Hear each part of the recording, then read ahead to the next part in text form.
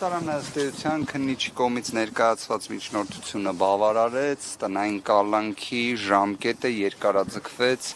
եւս 1 ամսով։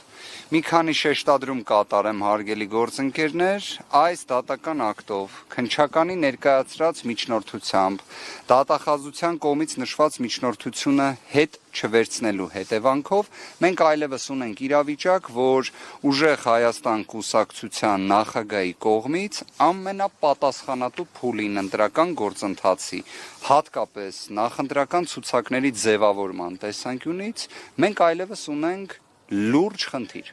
Սա քաղաքական գործընթացի հավասարության, արդարության, մրցակցության պայմանների ապահովման տեսանկյունից լրջագույն խնդիր է։ Եթե չասեմ, ընդհանրապես խաթարման ռիսկ, որտեղ պատկերացրեք, մենք ունենք մի իրավիճակ, որ այլ քաղաքական ուժի պայմանական ներկայացուցիչը Քարոզ Արշավ է իրականացնում, ընդհուպ մինչև Սամվել Կարապետյանի վերաբերյալ խոսակցություն է ունենում,